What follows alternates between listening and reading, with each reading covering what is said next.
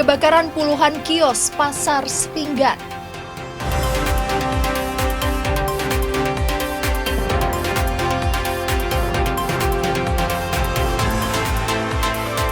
Lima hektar lahan di Sungai Raya Dalam terbakar.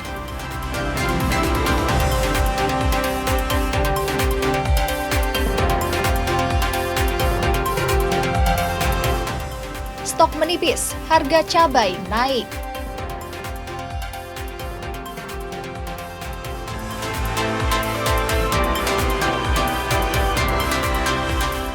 Gubernur Cup Road to Pangdam Cup 2026 digelar.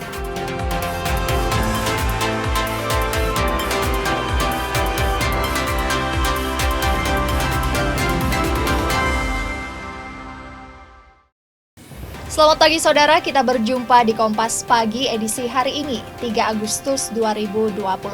Bersama saya Priscilla Nikola. Tim redaksi kami telah menghimpun beragam informasi aktual untuk Anda. Kita jelang Kompas Pagi selengkapnya di Kompas TV Independen Terpercaya.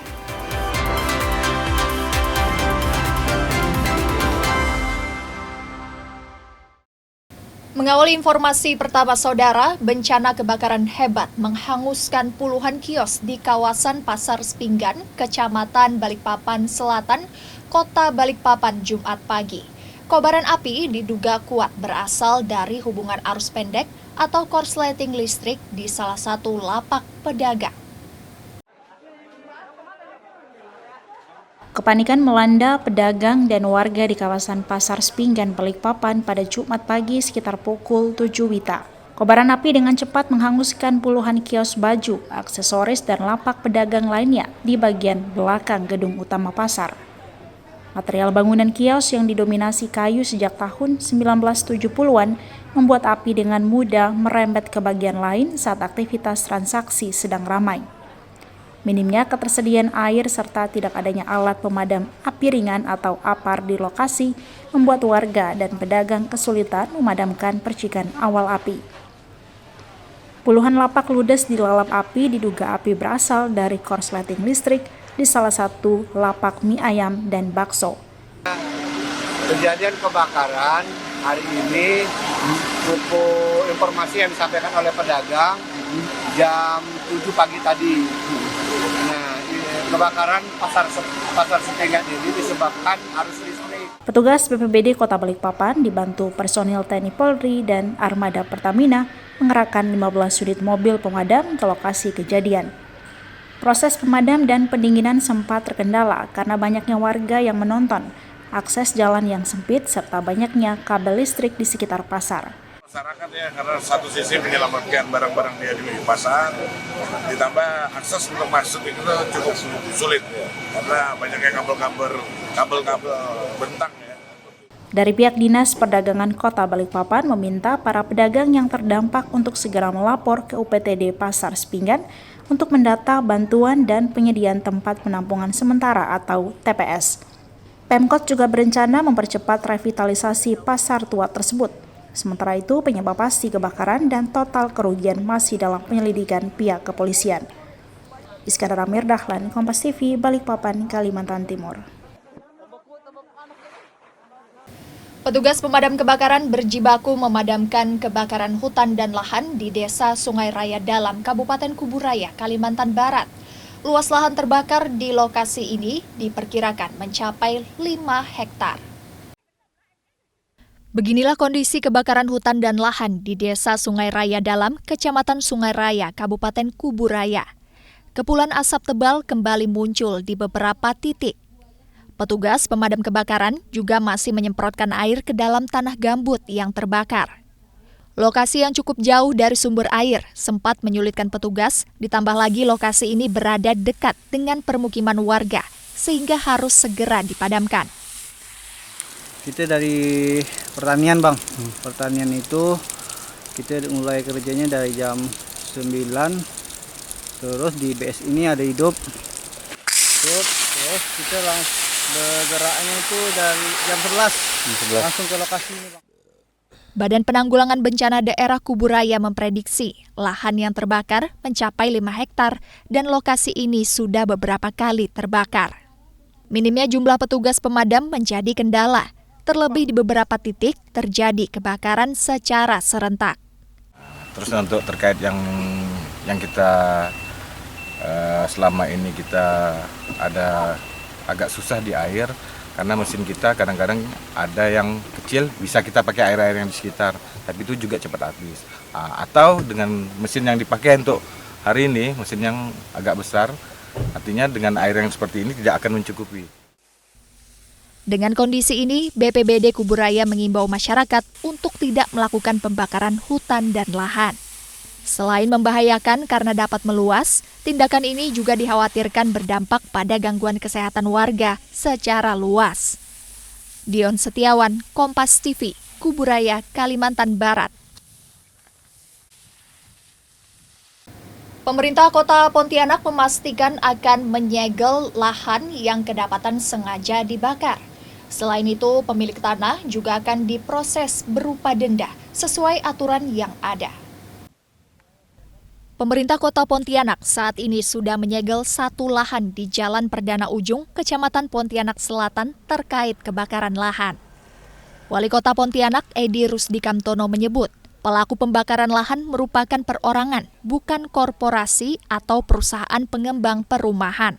Wali Kota memastikan penyegelan lahan yang sengaja dibakar akan terus dilakukan, sementara pemiliknya akan dikenakan sanksi denda.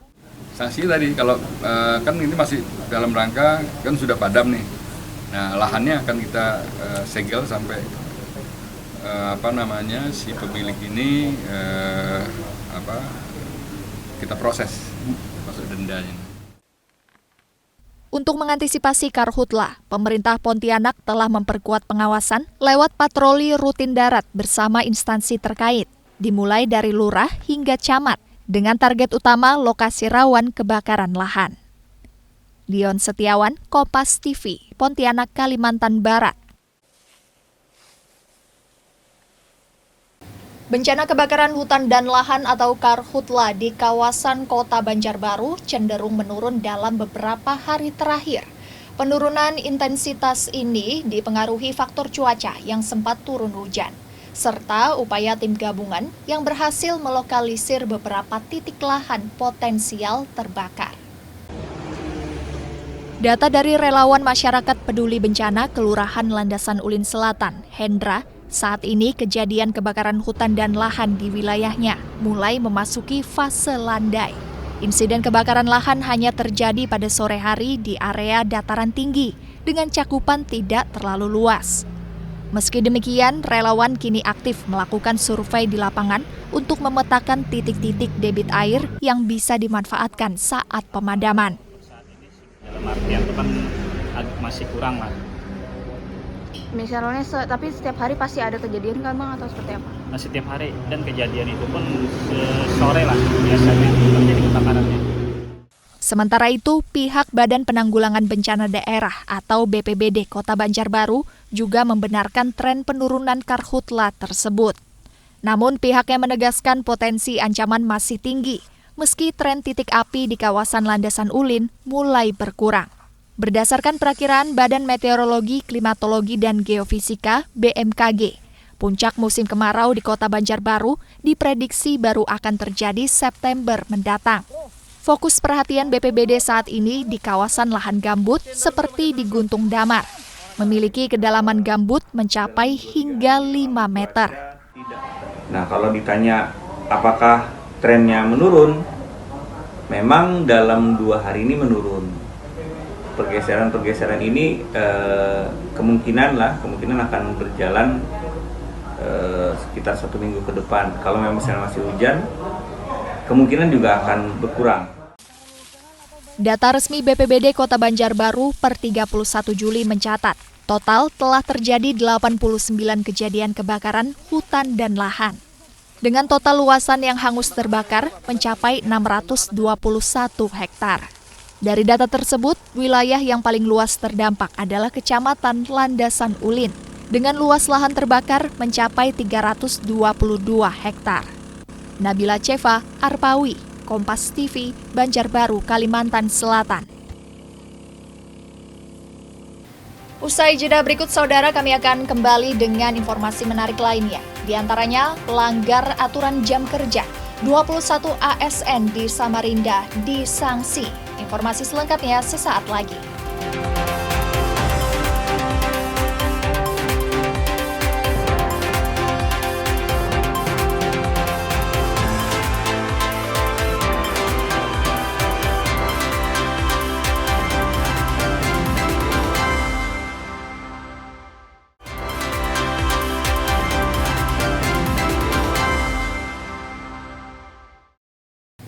Masih bersama kami, saudara, di Kompas Pagi.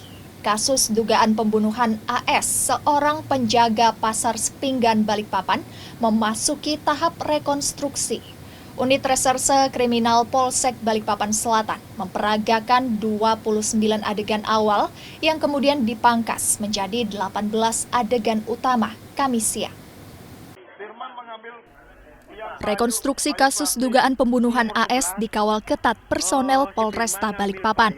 Dihadiri tim Inafis, tim jaksa penuntut umum, serta tim kuasa hukum dari pihak tersangka. Dari total 29 adegan awal, penyidik memangkasnya menjadi 18 adegan utama. Adegan inti dari peristiwa yang terjadi 25 Juni lalu ini terjadi pada adegan ke-12. Saat tersangka berinisial FR dan korban AS terlibat pergumulan hebat hingga saling melukai dengan senjata tajam. Fakta baru terungkap, kedua belah pihak ternyata sempat saling melaporkan kejadian tersebut ke pihak berwajib. Perselisihan dipicu dendam lama terkait jabatan sebagai penjaga pasar Sepinggan, serta tuduhan penjualan narkotika jenis sabu di lingkungan pasar. Petugas tidak menemukan unsur perencanaan dan menghapus pasal tentang pembunuhan berencana.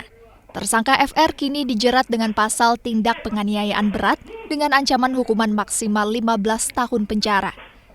Selain tersangka FR, polisi juga menetapkan rekan korban berinisial RS sebagai tersangka baru. Ada informasi yang kita sudah dapat bahwa si Firman ini mau masuk kembali atau kerja kembali sebagai penjaga. Tetapi ada juga tuduhan-tuduhan terhadap si tersangka Firman itu bahwa dia dituduh sering menjual obat atau jenis sabu-sabu itu. Jadi ada motifnya. Jadi motifnya itu motif dendam lah, ya dendam karena sering dituduh atau mungkin kerjaannya diambil. Ya itu motifnya. Seluruh hasil peragaan ini akan menjadi bukti penting bagi jaksa penuntut umum guna melengkapi berkas sebelum masuk ke meja hijau. Iskandar Amir Dahlan, Kompas TV, Balikpapan, Kalimantan Timur. Badan Kepegawaian dan Pemberdayaan Sumber Daya Manusia BKPSDM Kota Samarinda mencatat 21 ASN di lingkungan Pemkot Samarinda dijatuhi sanksi pembinaan.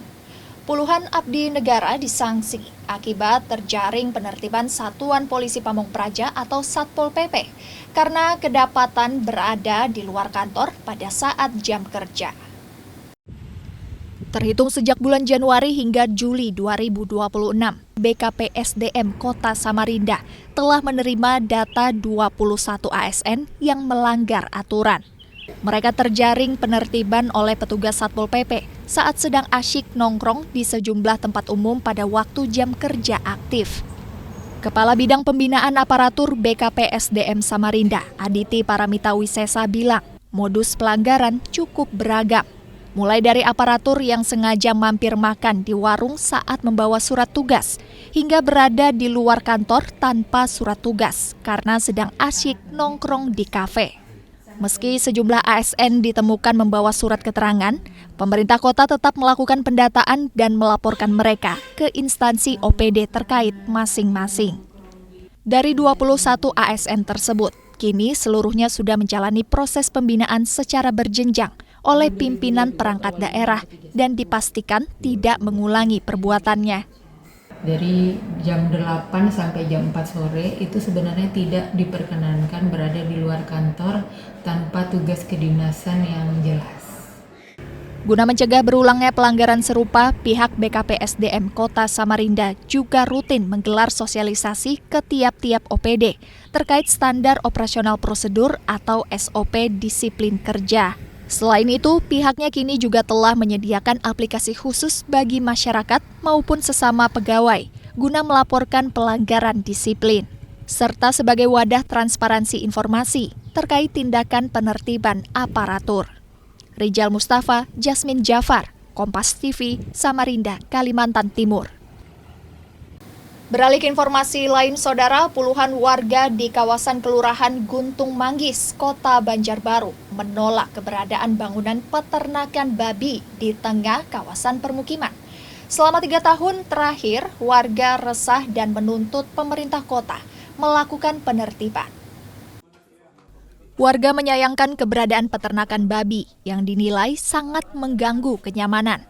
Warga mengeluhkan bau tak sedap sangat menyengat, terutama sore hingga malam hari.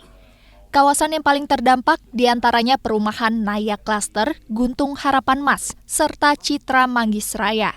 Di kawasan Naya Cluster, 36 unit rumah terdampak. Selain bau, warga juga mengeluhkan tingginya frekuensi lalu lalang kendaraan, aktivitas peternakan di akses jalan utama perumahan. Terlebih sempat terjadi insiden hewan ternak lepas masuk ke pekarangan rumah warga. Gangguan ini sudah dirasakan sejak kompleks permukiman mulai dihuni 3 tahun lalu. Soalnya sudah sangat meresahkan ini soalnya. Cuman yang kami rasakan tuh yang pertama bau. Bau itu kan udah nggak bisa dideskripsikan lagi sudah. Sangat mengganggu dulu itunya. Menanggapi keluhan tersebut, Lurah Guntung Manggis telah menggelar rapat koordinasi bersama instansi teknis berwenang sejak bulan lalu. Lurah bilang, sesuai rencana tata ruang wilayah atau RT/RW, fungsi utama kawasan tersebut adalah area permukiman, sehingga aktivitas peternakan komersial tidak boleh berdiri tanpa izin resmi.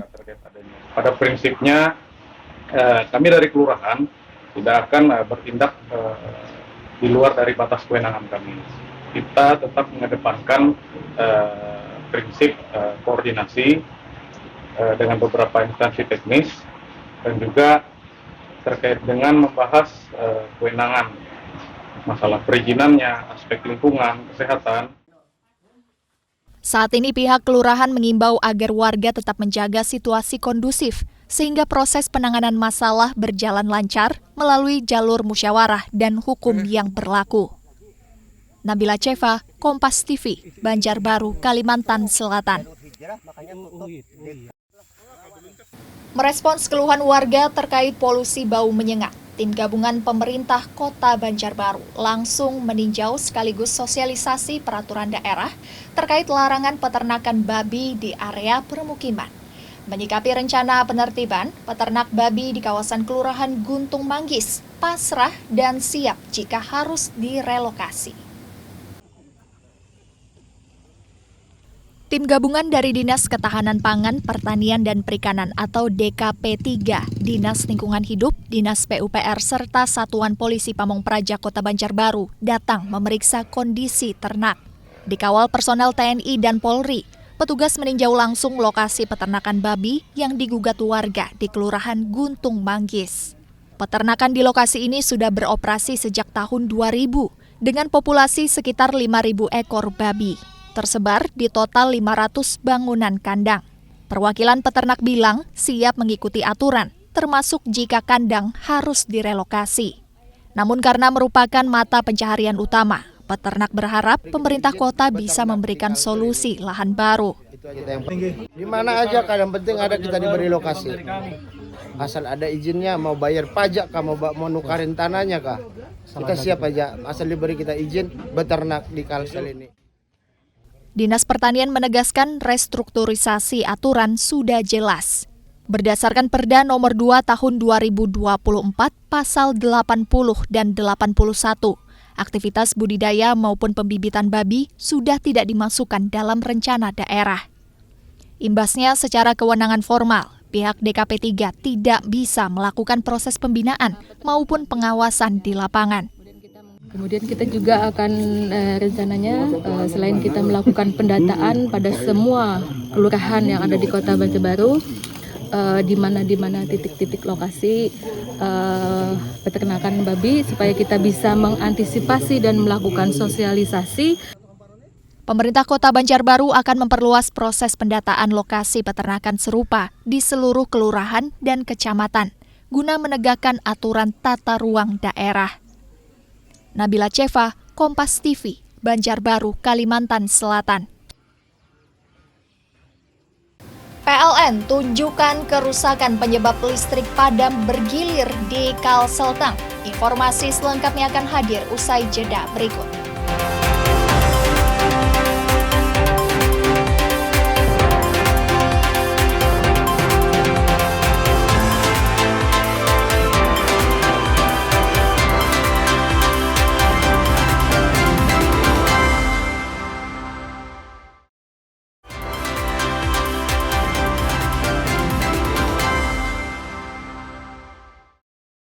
Masih bersama kami saudara di Kompas Pagi. PT PLN Persero Unit Bisnis Pembangkitan atau UBP Asam-Asam membantah isu yang sebut pemadaman listrik bergilir di wilayah Kalimantan Selatan dan Kalimantan Tengah dipicu karena krisis batubara. Manajemen bilang bahwa gangguan pada sistem kelistrikan di Kalseltang saat ini murni terjadi akibat kerusakan teknis pada sebuah generator pembangkit. Satu generator atau tenaga pembangkit unit 3 PLTU Asam-Asam ini terlihat ditutup sebagian menggunakan alas terpal. Alat inilah yang diklaim menjadi sumber kerusakan utama, sehingga berujung pada kebijakan pemadaman listrik bergilir di wilayah Kalseltang. Proses perbaikan kini terus dikerjakan selama 24 jam non-stop dengan tingkat kehati-hatian tinggi. Karena detail alat yang rumit, proses pengerjaan pada tiap shift hanya bisa dilakukan oleh beberapa petugas saja dan tidak dapat dikerjakan oleh banyak orang secara bersamaan. Saat membawa beberapa awak media ke lokasi pembangkit, pihak PLN menjelaskan kerusakan di bagian dua sisi generator ini memerlukan perbaikan secara bertahap. Target penyelesaian seluruh perbaikan dijadwalkan pada 25 Agustus mendatang. Karena kondisi tersebut, Senior Manajer PT PLN UBP Asam-Asam, Fajar Pamujianto, menegaskan kembali bahwa dampak pemadaman bukan karena faktor kurangnya pasokan bahan bakar batu bara. Menanggapi isu kerusakan dan mengaitkan terkait dengan kondisi batu bara. Terkait dengan kondisi kerusakan yang ada di generator ini, tidak ada korelasinya sama sekali dengan kerusakan yang ada di generator. Korelasi kondisi ataupun kerusakan yang ada di generator ini murni dari sisi teknik, dari sisi kondisi pengoperasian, dari sisi kondisi kondisi yang tidak terjadwalkan gitu ya. Memang di luar kapasitas dan kemampuan kami bahwa kejadian kerusakan ini bisa terjadwalkan seperti itu. Pihak manajemen juga menambahkan bahwa stok batubara saat ini masih dalam kondisi sangat aman. Pasokan bahan bakar yang tersedia saat ini diklaim dapat memenuhi kebutuhan pembangkit hingga 15 hari ke depan dan akan terus diperbaharui secara berkala. Sementara itu, pihak PLN mencatat kerusakan besar pada generator ini baru kembali terjadi di tahun 2026 ini, setelah terakhir kali pernah terjadi pada tahun 2018 lalu. Saida Aisyah, Kompas TV, Kabupaten Tanah Laut, Kalimantan Selatan. Pelaksanaan pekerjaan jembatan di Desa Kubu, Kabupaten Kuburaya dinilai lambat dan tidak memberikan keterangan waktu pelaksanaan. Atas kelalaian pelaksana proyek, pemerintah Kabupaten Kuburaya melayangkan teguran tertulis. Seperti inilah progres pembangunan jembatan di Desa Kubu, Kecamatan Kubu, Kabupaten Kuburaya saat ini. Pengerjaan jembatan yang menelan anggaran dari APBD sebesar Rp872 juta lebih ini dinilai lambat karena kontrak pekerjaan akan berakhir pada tanggal 17 Agustus 2026. Selain itu, Dinas PUPR Kuburaya juga menerima sejumlah aduan terkait pemasangan pelang kegiatan proyek yang tidak menuliskan masa waktu pengerjaan. Menindaklanjuti persoalan ini, Dinas PUPR akan melakukan pengawasan agar pelaksanaan proyek berjalan sesuai kontrak. Surat teguran tertulis juga akan diberikan kepada pihak pelaksana. Memang dalam proses pelaksanaan progresnya agak sedikit terlambat. Ini kontrak akan berakhir di tanggal 17 Agustus. Dan memang saya sudah ingatkan ke pelaksana untuk segera kejar progres terkait dengan tersebut sehingga bisa selesai tepat waktu. Dinas PUPR menegaskan jika pembangunan tidak selesai hingga 17 Agustus 2026, maka pelaksanaan proyek akan diberi waktu 50 hari disertai sanksi denda hingga 40 hari lanjutan. Namun jika tidak bisa diselesaikan dengan baik, maka kontrak akan ditinjau dengan blacklist. Doris Pardede, Kompas TV, Kuburaya, Kalimantan Barat. Bupati Sambas Satono bersama Wakil Bupati Hero Aldi dan jajaran melakukan silaturahmi sekaligus kunjungan kerja ke pemerintah Kota Singkawang. Selain kerjasama, mereka juga membahas usulan pemecahan daerah pemilihan pemilu untuk DPR RI. Kedatangan Bupati dan Wakil Bupati Sambas ke pemerintah Kota Singkawang diterima langsung oleh Wali Kota Chai Chuimi dan Wakil Wali Kota Muhammadin. Sejumlah agenda kerjasama dibahas antar dua wilayah yang saling bertetangga. Selain kerjasama, Bupati Sambas Satono juga mengajak pemerintah Kota Singkawang dan nantinya Pemkab Bengkayang untuk mengusulkan pemecahan daerah pemilihan atau Dapil Pemilu DPR RI ke tingkat pusat, agar dibentuk Dapil ketiga yang terdiri dari Kabupaten Sambas, Kota Singkawang, dan Kabupaten Bengkayang. Usulan ini seiring tingginya aspirasi warga agar wilayah ini juga dapat menghasilkan legislator di Senayan. Kita ingin mencoba berikhtiar semaksimal mungkin bagaimana bisa berjuanglah orang Singkawang Sambas Bengkayang ini melalui Parlemen RI. Tentu kami berharap ada putra-putri Sing Bebas ini yang mewakili kami. Sekarang hari ini tidak penting siapa itu jadi, partai apa dia berasal. Yang penting masyarakat Singkawang, Sambas, dan Bengkayang bisa mewakili kita ini untuk berjuang. Pecahan dapil dari 2 menjadi 3, tentu kita harus tindak lanjuti ide. Setelah ada ide kan harus tindak lanjutnya. Jadi kami akan membentuk tim untuk bekerja dari kami Singkawang, kemudian Sambas, nanti kita mungkin ngajak Bengkayang untuk sama-sama bagaimana kita mengajukan konsep data dan sebagainya. Jika usulan ini terrealisasi, maka akses suara ke tingkat pusat diyakini akan menjadi lebih mudah tersalurkan. Saat ini, Kalbar terbagi dalam 2 dapil pemilu DPR RI, yakni Dapil Kalbar 1 dan Dapil Kalbar 2. Novi Saputra, Kompas TV, Singkawang, Kalimantan Barat. Informasi lainnya, Saudara, seekor buaya muara berukuran 4,5 meter berhasil dievakuasi dari jeratan jaring tambak nelayan di Kabupaten Sambas, Kalimantan Barat. Setelah berhasil dievakuasi, buaya selanjutnya menjalani masa rehabilitasi di tempat penampungan sementara.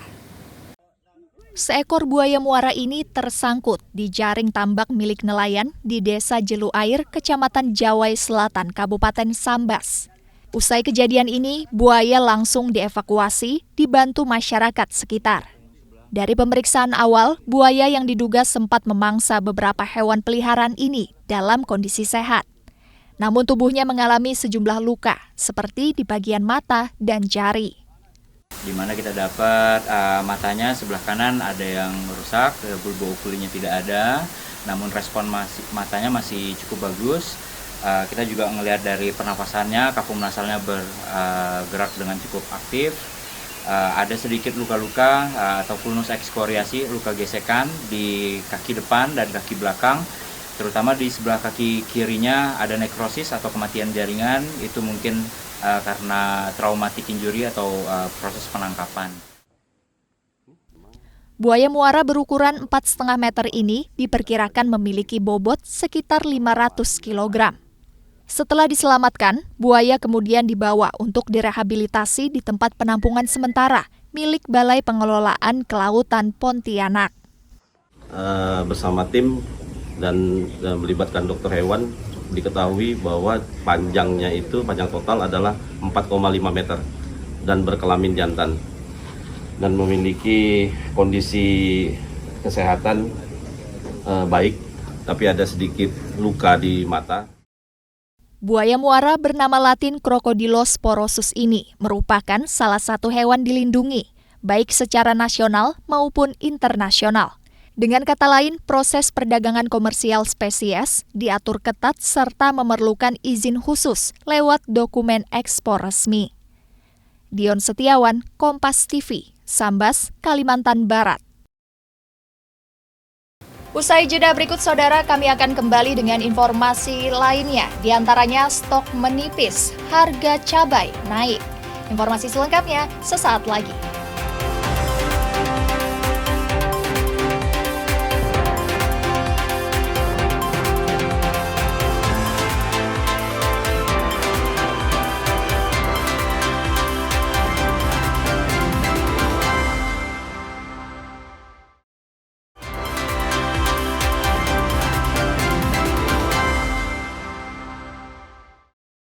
Terima kasih Anda masih bersama kami, saudara.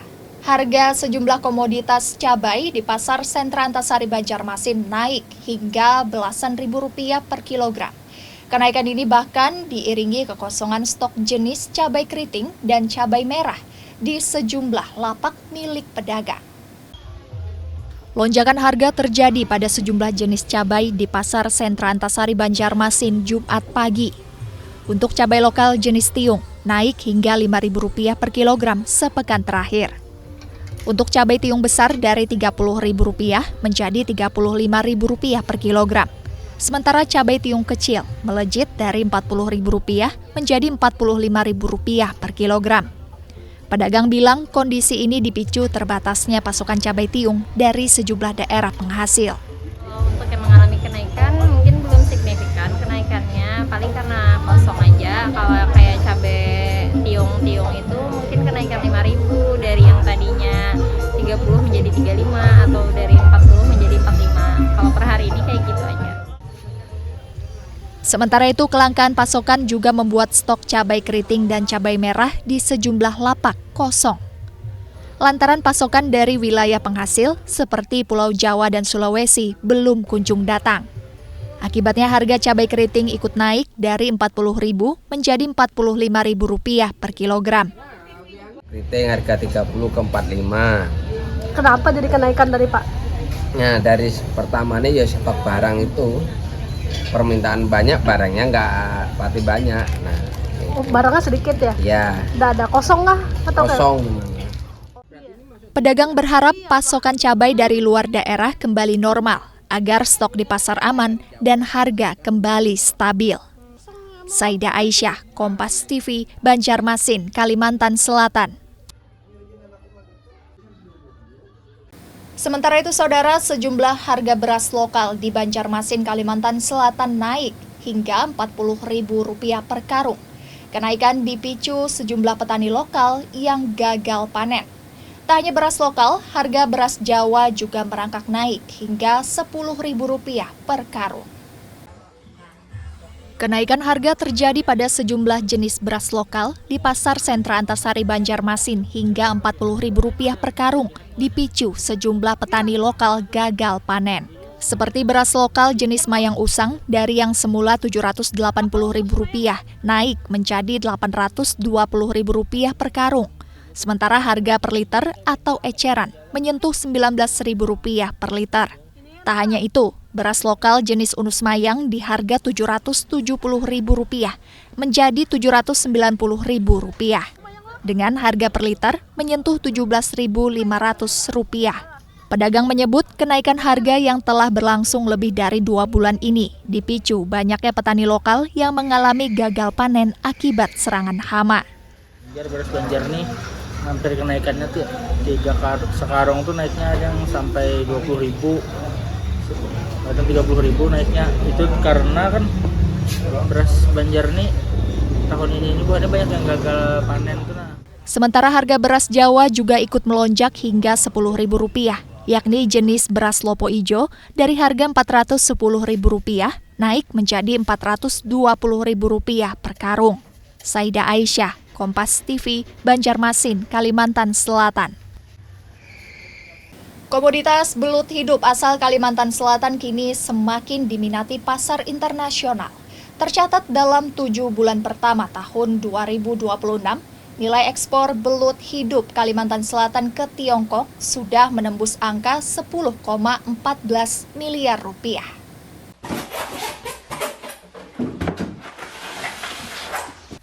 Potensi perairan rawa dan lahan basah Kalimantan Selatan kembali mengukir prestasi di pasar global. Berdasarkan data Balai Karantina Hewan, Ikan dan Tumbuhan Kalsel, sepanjang Januari hingga Juli 2026 tercatat 72 kali pengiriman belut hidup telah dilakukan ke Tiongkok dengan berat total 205,6 ton. Angka ini melonjak dibandingkan tahun sebelumnya seiring dibukanya rute penerbangan kargo langsung Banjarmasin ke Tiongkok, memotong rantai logistik serta jaga kualitas belut tetap segar. Selain efisiensi transportasi, keberhasilan penetrasi pasar global ini juga ditentukan oleh ketatnya uji karantina. Dengan adanya penerbangan langsung dari Banjarmasin menuju negara tujuan seperti Malaysia dan Tiongkok, dan itu otomatis akan menambah pendapatan asli daerah dari Kalimantan Selatan karena yang sebelumnya belut kita ini dikirim secara domestik ke Jakarta, baru diekspor dari Jakarta ke negara tujuan. Sekarang kita sudah bisa ekspor belut tersebut dari Banjarmasin langsung ke negara tujuan seperti Malaysia dan Tiongkok. Badan Karantina Indonesia terus memastikan seluruh komoditas bebas hama dan penyakit ikan, sekaligus mendampingi pelaku UMKM lokal dalam memenuhi standar mutu dan sertifikasi kesehatan kelas dunia. Syamsul Alam, Kompas TV, Banjarmasin, Kalimantan Selatan. Saudara, proyek strategis nasional Sekolah Nasional Terintegrasi atau SNT resmi menjadi terobosan baru dalam mempercepat akselerasi mutu pendidikan di seluruh kabupaten di Indonesia. Dari target 500 wilayah hingga tahun 2029, sebanyak 17 sekolah siap beroperasi tahun ini, di mana Sekolah Nasional Terintegrasi di Ibu Kota Nusantara menjadi satu-satunya yang telah lengkap secara bangunan dan fasilitas. Sekolah Nasional Terintegrasi di IKN dipastikan siap beroperasi penuh mulai 10 Agustus mendatang dengan seluruh tenaga pengajar dan kepala sekolah yang telah melalui proses seleksi ketat. Tahapan penerimaan siswa juga telah selesai melalui tes skolastik untuk jenjang SMP dan SMA, di mana tercatat 41 siswa SMP dan 42 siswa SMA telah diterima, sehingga total dari SD, SMP hingga SMA menjadi 100 siswa pada tahun ini yang akan memulai tahun ajaran baru. Tidak hanya untuk anak pejabat atau pegawai IKN, Sekolah Nasional Terintegrasi juga dibuka luas bagi masyarakat umum. Bahkan lokasi SNT di IKN memiliki keistimewaan dengan menerima kelas mutasi sebagai upaya meningkatkan mutu pendidikan masyarakat lokal. Target SNT sampai dengan 2029 itu dari 500 sekolah ya. Nah, tetapi tahun ini ada 17 sekolah yang siap beroperasi dan satu-satunya mungkin yang sudah lengkap bangunan dan seluruh fasilitasnya adalah SNT yang ada di IKN. Sudah siap, kepala sekolahnya sudah rekrutmen, sudah jadi, sudah ketemu ya kepala sekolahnya, sudah dipilih. Hari ini proses pendaftaran gurunya dan dalam waktu dekat juga gurunya sudah disiapkan tentu dengan berbeda dengan guru-guru yang biasa direkrut jadi PNS itu. Sekolah ini bukan sekolah anak-anak pejabat, anak-anak pegawai di sini ya, walaupun kelasnya kelas nasional plus gitu ya. Ini sekolah sangat terbuka. Kemungkinan besar siswanya itu justru lebih banyak masyarakat dari luar KITP, masyarakat umum, karena memang yang mau kita angkat itu adalah warga-warga lokal. Jadi sekolah ini menjadi jawabannya. Untuk mendukung proses belajar, berbagai fasilitas seperti laptop, seragam gratis hingga armada bus sudah dipersiapkan bagi masyarakat. Pembangunan infrastruktur pendukung terus dilengkapi sejalan waktu dengan jumlah siswa dalam satu kelas dibatasi maksimal 20 orang. Menggunakan kurikulum nasional plus yang dirancang khusus untuk menyiapkan generasi emas dengan sumber daya manusia unggul di masa depan.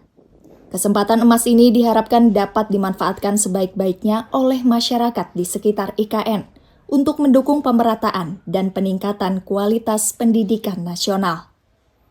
Iskandar Amir Dahlan, Kompas TV, Balikpapan, Kalimantan Timur.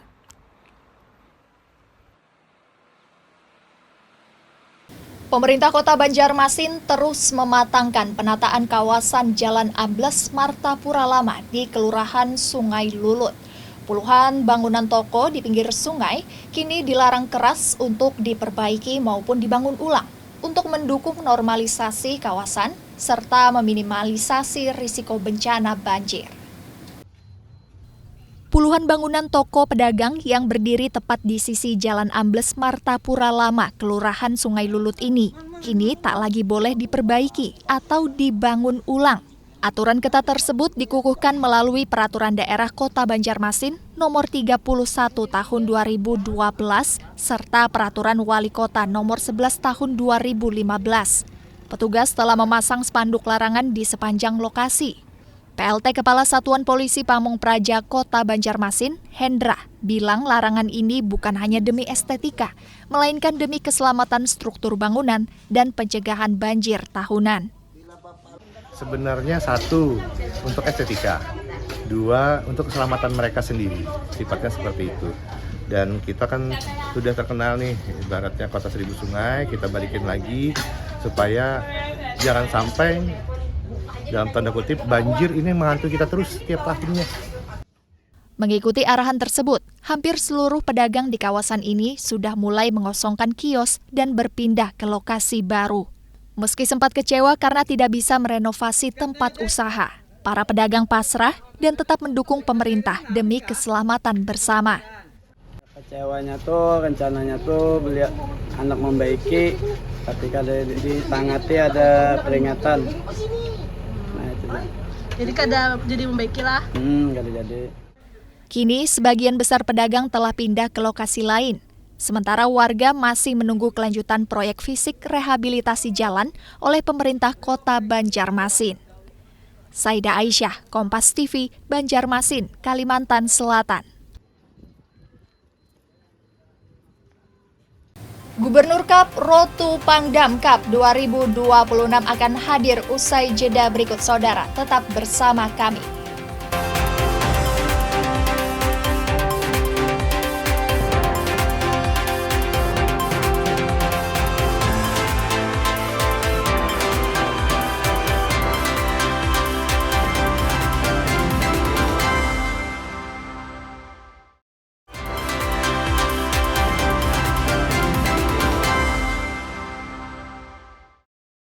Terima kasih Anda masih bersama kami saudara di Kompas Pagi. Memperbaiki ekosistem penelitian dan publikasi ilmiah di tanah air. Kementerian Pendidikan Tinggi, Sains dan Teknologi bersama Relawan Jurnal Indonesia atau RJI menggelar workshop literasi jurnal dan integritas akademik. Biaya publikasi hingga kini masih menjadi kendala utama bagi banyak dosen dan akademisi dalam memilih rumah jurnal guna menerbitkan naskah ilmiah mereka. Tak jarang, tingginya tarif publikasi di sejumlah rumah jurnal dinilai sangat memberatkan dan membebani para peneliti. Kondisi ini bahkan kerap dilabeli sebagai bentuk overkomersialisasi yang memeras hasil karya ilmiah. Apalagi jurnal merupakan syarat wajib untuk kenaikan pangkat dosen. Menanggapi tantangan tersebut, Ketua Relawan Jurnal Indonesia atau RJI, Arbain, bilang penulis sebetulnya bisa memilih opsi jurnal gratis dengan memanfaatkan Diamond Open Access Journal atau DOAJ. Sejauh ini pihak RJI telah mendata 1.206 jurnal di Indonesia dan tidak lagi membebankan biaya kepada para peneliti. Jadi penulis bisa mencari jurnal yang sifatnya gratis. Jadi tools-tools seperti Journal Finder itu bisa digunakan bagi penulis serta informasi-informasi yang ada di Sinta, DOAJ yang bisa dicari oleh penulis dengan melihat misalnya jurnal tersebut di level internasional menerapkan Diamond Open Access di mana biaya sepenuhnya gratis. Senada, Direktur Jenderal Sains dan Teknologi Kemendikti Saintek, Ahmad Najib Burhani bilang, pemerintah tengah serius memperbaiki ekosistem jurnal nasional agar para akademisi tidak menjadi korban komersialisasi penelitian. Lebih dari 75% jurnal bereputasi tinggi di dunia sebenarnya tidak berbayar atau bersifat open access. Jadi kita sebetulnya agak merasa tidak pas kalau umpamanya kita sudah melakukan karya, melakukan penelitian, menulis, kemudian harus membayar. Itu yang diantaranya kita coba untuk bersama-sama memperbaiki sistem yang ada. Melalui pembenahan regulasi dan sistem pembinaan secara masif ini, pemerintah dan perguruan tinggi berharap kualitas dari hasil penelitian dosen maupun mahasiswa dapat jauh lebih berdampak bagi masyarakat. Jaini Rashid, Jasmine Jafar, Kompas TV, Samarinda, Kalimantan Timur. Saudara, sebanyak 46 pengurus Paguyuban Guru Besar Jawa Barat mengunjungi kota Pontianak, Kalimantan Barat. Selain untuk menandatangani kerjasama, kunjungan ini juga sebagai upaya peningkatan sumber daya manusia dan juga mutu perguruan tinggi swasta. Inilah 46 pengurus Paguyuban Guru Besar Jawa Barat yang mengunjungi kota Pontianak. Kedatangan para profesor perguruan tinggi ternama ini juga sebagai upaya peningkatan sumber daya manusia dan memperbaiki mutu akademi antar sesama perguruan tinggi swasta di tengah keterbatasan pembiayaan. Nah, oleh karena itu kolaborasi ini sangat penting. Tadi misalnya penjaminan mutu, nah kita kelola tata kelola perguruan tinggi swasta dengan baik seperti apa untuk memperoleh pengakuan. Kita membina dosen seperti apa. Kolaborasi antar perguruan tinggi ini menyangkut pengembangan kualitas dosen lewat pertukaran hingga tata kelola institusi. Dan ini alhamdulillah yang hadir 46 guru besar ini adalah sebagian dari pimpinan perguruan tinggi yang ada di Jawa Barat, dan beliau juga sebagian juga hasil. Kehadiran guru besar berpengalaman ini diharapkan dapat membuka peluang perluasan interaksi bagi dunia pendidikan di Kalimantan Barat, khususnya dari sisi kapasitas mengajar, pendampingan, penelitian, hingga program pembinaan dari pemerintah. Berbakti, tapi pada umumnya untuk kampus-kampus di seluruh Kalimantan Barat, sehingga nantinya dosen-dosen kita itu punya peningkatan status baik secara personal maupun meningkatkan kualitas dari universitasnya itu sendiri. Perguruan tinggi swasta tidak dapat berdiri sendiri, sehingga perlu langkah nyata komitmen bersama untuk perluasan jejaring agar semakin profesional. Dion Setiawan, Kompas TV, Pontianak, Kalimantan Barat. Beralih ke informasi selanjutnya, Saudara. Wali Kota Pontianak Edi Rusdi Kamtono meninjau lokasi pembangunan sekolah rakyat di Jalan Flora, Kelurahan Batu Layang. Selain ruang kelas, Wali Kota juga memantau kesiapan drainase, toilet, hingga fasilitas akses jalan. Bersamaan dengan pembukaan masa pengenalan lingkungan sekolah atau MPLS, Wali Kota Pontianak Edi Rusdi Kamtono meninjau sekolah rakyat terintegrasi 2 Kota Pontianak yang berada di Jalan Flora, Kelurahan Batu Layang, Kecamatan Pontianak Utara. Selain melihat langsung bangunan fisik seperti ruang kelas, ruang ibadah, asrama, hingga aula, Wali Kota juga ingin memastikan sekolah rakyat bisa rampung tepat waktu dengan target 1 bulan ke depan. Pengerjaan hanya menunggu penyelesaian drainase, fasilitas toilet, kawasan penghijauan, hingga akses jalan. Nah, mudah-mudahan dalam waktu 1 bulan terakhir ini semua bisa tuntas, bisa selesai, dan tentunya bisa berfungsi secara optimal. Harapan kita termasuk nanti ada penghijauan dan uji fungsi daripada utilitas, ya, di drainase juga, toilet dan lain sebagainya. Sementara Kepala SRT 2 Pontianak menjelaskan, proses seleksi siswa telah dilakukan bersama pihak terkait. Murid yang diterima dipastikan sesuai data program Keluarga Harapan dan masuk dalam kategori desil 1 dan 2. Yang menjangkau adalah kawan-kawan tenaga teknis PKH, program Keluarga Harapan, pendamping program Keluarga Harapan. Jadi mereka yang langsung turun ke lapangan untuk mencari, bisa kita katakan seperti itu, mencari atau menjangkau anak-anak yang orang tuanya itu berada di desil 1 dan desil 2. Pada tahun 2026, sebanyak 270 anak yang berasal dari Kota Pontianak mengikuti MPLS di sekolah rakyat. baik untuk tingkat sekolah dasar, SMP, hingga SMA. Dion Setiawan, Kompas TV, Pontianak, Kalimantan Barat.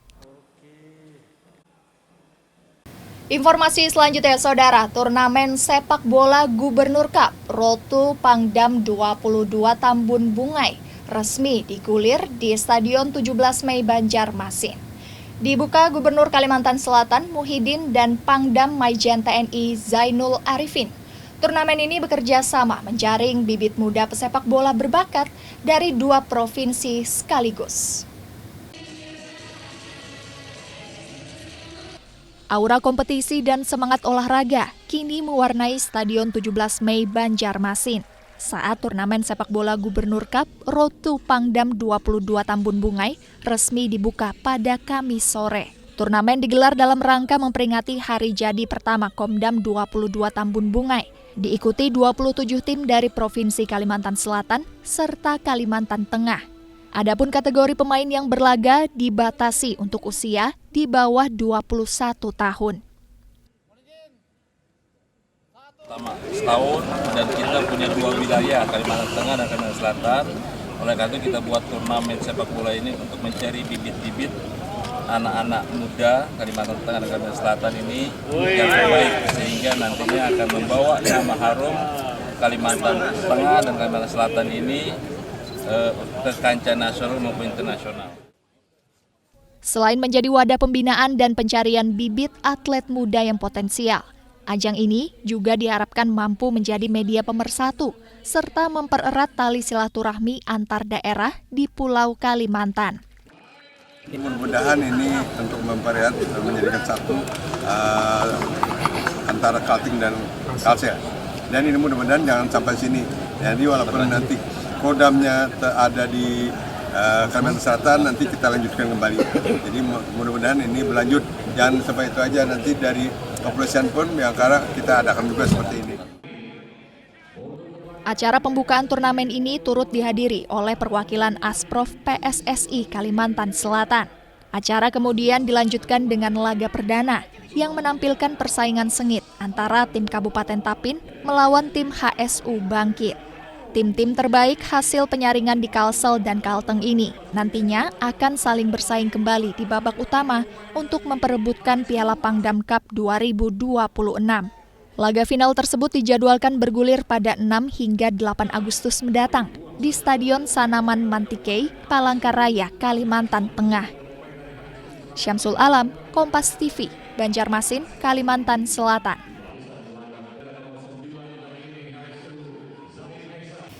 Saudara, informasi tadi mengakhiri kebersamaan kita kali ini. Saya, Priscilla Nicola, dan seluruh kru yang bertugas undur diri. Terima kasih atas kebersamaan Anda di Kompas Pagi, hanya di Kompas TV, independen terpercaya. Sampai jumpa.